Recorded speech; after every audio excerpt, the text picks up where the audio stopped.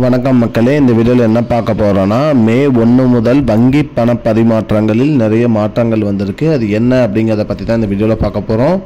நம்ம சேனலுக்கு யாராவது புதுசாக வந்திருந்தீங்கன்னா மறக்காமல் நம்ம சேனலை சப்ஸ்கிரைப் பண்ணி பெல் ஐக்கானை கிளிக் பண்ணி வச்சுக்கோங்க. இந்த வீடியோவுக்கு ஒரே ஒரு லைக்கை மட்டும் கொடுத்துருங்க. வாங்க வீடியோக்குள்ளே போகலாம். பொதுவாக பார்த்திங்கன்னா வங்கி சேவைகள், அதாவது பார்த்திங்கன்னா ஏடிஎம்மில் பணம் எடுக்கிறதுல பார்த்திங்கன்னா புதுசாக மாற்றங்கள் கொண்டு வந்திருக்காங்க ரிசர்வ் பேங்க்கு. அது பார்த்திங்கன்னா மே 1ஆம் தேதிக்கு முதல் அமலுக்கு வரும் அப்படிங்கிற மாதிரி சொல்லியிருக்காங்க. என்ன மாற்றம் அப்படின்னு பார்த்தீங்கன்னா, வங்கியில் அதாவது பார்த்தீங்கன்னா இப்போ நீங்கள் ஏடிஎம்மில் பணம் எடுக்கிறது பார்த்தீங்கன்னா நீங்கள் குறிப்பிட்டு இப்போ எஸ்பிஐ கார்டு வச்சுக்கலாம். எஸ்பிஐ வங்கியில் பார்த்தீங்கன்னா நீங்கள் மாதத்திற்கு 5 முறை தான் பார்த்தீங்கன்னா உங்களால் இலவசமாக பணம் எடுக்க முடியும். அதுக்கு மேலே நீங்கள் 6வது முறை நீங்கள் பணம் எடுக்கும்போது உங்களுக்கு பார்த்தீங்கன்னா 23 ரூபாய் பணம் ப்ளஸ் ஜிஎஸ்டியோட அமௌண்ட் பிடிக்கப்படும். ஒரு டிரான்சாக்ஷனுக்கு நீங்கள் ஒரு டைம் பணம் எடுக்கிறதுக்கு உங்களுக்கு 23 ரூபாயிலேருந்து 25 ரூபாய் வரைக்கும் பிடிக்கப்படும் அப்படிங்கிற மாதிரி சொல்லியிருக்காங்க.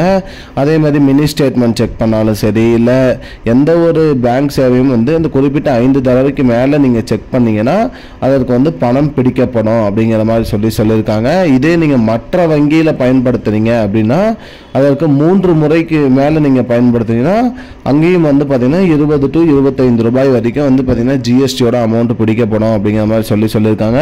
இல்லை மெட்ரோ நான் மெட்ரோ சிட்டிக்கு ஏற்ற மாதிரி பணம் பிடிக்கிறது முன்ன பின்ன ஜாஸ்தியாகவும் பிடிக்கப்படும் அப்படிங்கிற மாதிரி சொல்லியிருக்காங்க. மக்களே, நீங்கள் ஏடிஎம்மில் பணம் எடுக்கும்போது பார்த்து எடுத்துக்கோங்க. கரெக்டாக நீங்கள் எந்த ஏடிஎம்மில் எடுக்கிறீங்கிறத பார்த்துக்கோங்க. நீங்கள் எந்த வங்கியோட ஏடிஎம் கார்டு வச்சுருக்கீங்களோ அதே வங்கியில் எடுத்துக்கோங்க.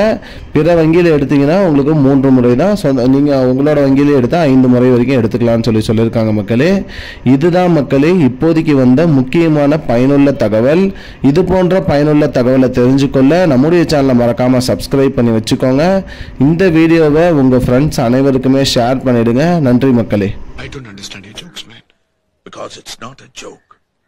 முன்ன பின்ன தெரியாத ஒரு பையனுக்காக subscribe விடுற அந்த மனசு இருக்க, அதான் கடவுள்.